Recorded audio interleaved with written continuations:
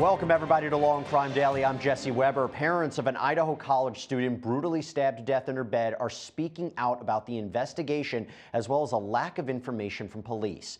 We have learned the layout of the home. This is where roommates were sleeping when police believe the attack happened. 2 of the University of Idaho students were asleep on the ground floor of the home when 4 people were killed on the 2nd and 3rd floors. Police think the attack happened around 3 or 4 a.m. on November 13th.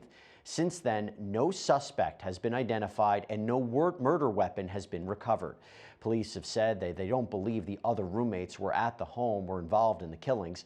The University of Idaho community and surrounding Moscow, Idaho have been on edge, especially as information has been slow to come out.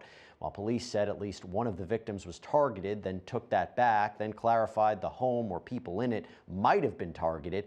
The parents of Kaylee Gonsalves say, according to an autopsy report, their daughter may have been killed in a more vicious way than the other 3 victims. Their means of death don't match. Maddie's They don't. and Kaylee's cause of death, it does not match based on the autopsy report. They don't match. Their points of damage don't match. I'm just gonna say it. It wasn't leaked to me. I earned that. I paid for that funeral. Sent my daughter to college to get an education. She came back in the box, and I can speak on that. Kaylee's parents and others also spoke last week at a vigil held at the University of Idaho. So then they went to high schools together. Then they started looking at colleges. They came here together. They eventually get into the same apartment together. And in the end, they died together in the same room, in the same bed. Thank all the people working on trying to figure this out.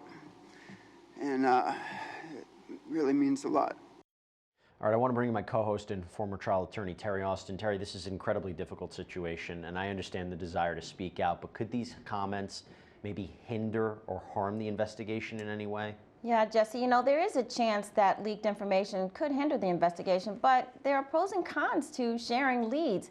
On the one hand, the police may want to keep information secret to avoid tipping off any sort of suspect. For example, knowing that the suspect may have entered from the outside could alert the suspect that forensic evidence might include footprints. And guess what? The suspect could dispose of the shoes worn on the night of the murders.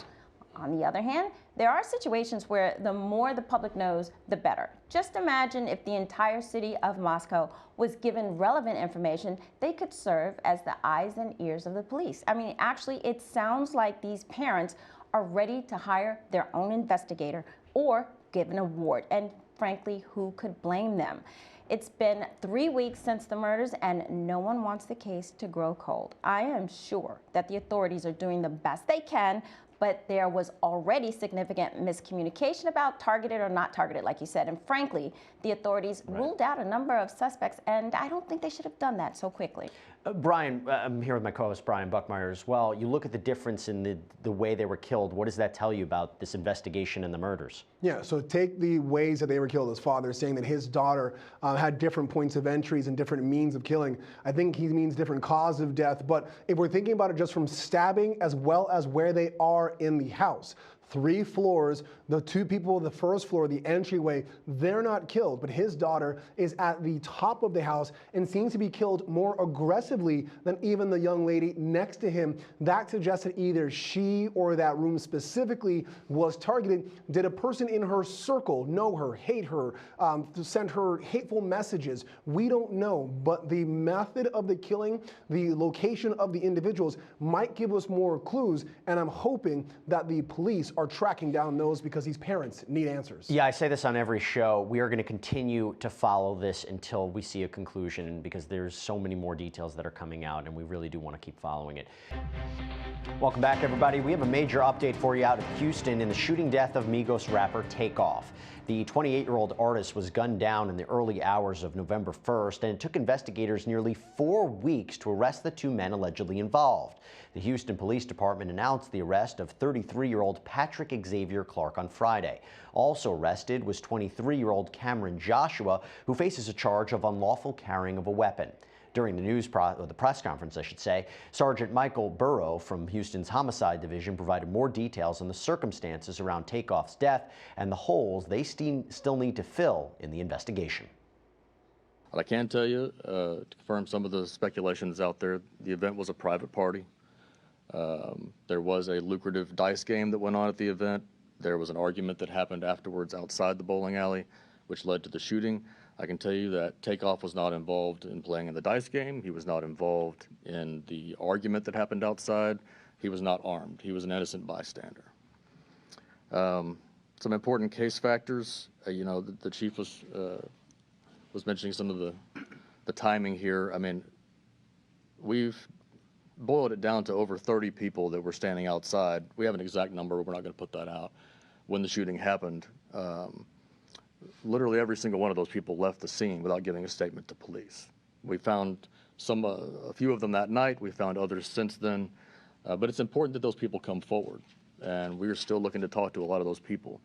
And we will be looking to find you. It will be easier if you come find us. It'll be easier for you. It'll be easier for us as well. Brian, over to you. You've been following the investigation very closely. Can you give us some insight into what might have led to Takeoff's death?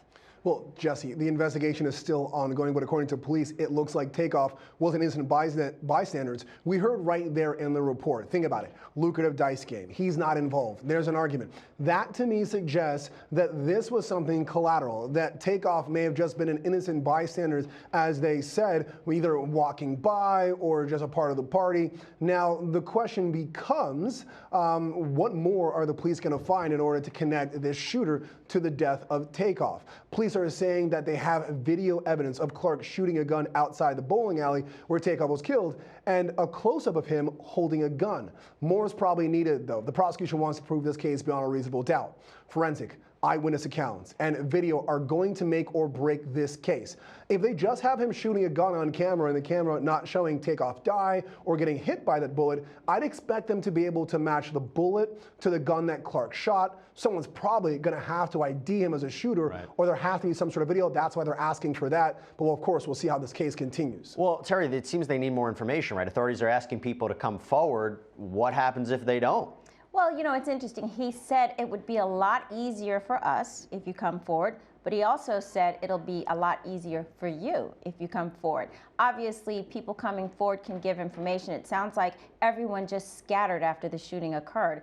And they said that they know it's over 30. They don't want to say the exact number. To me, that means they looked at that street camera and they determined exactly how many people were out there. And they may even at this point have some of the names based on the few information that they do have from the people they've spoken to.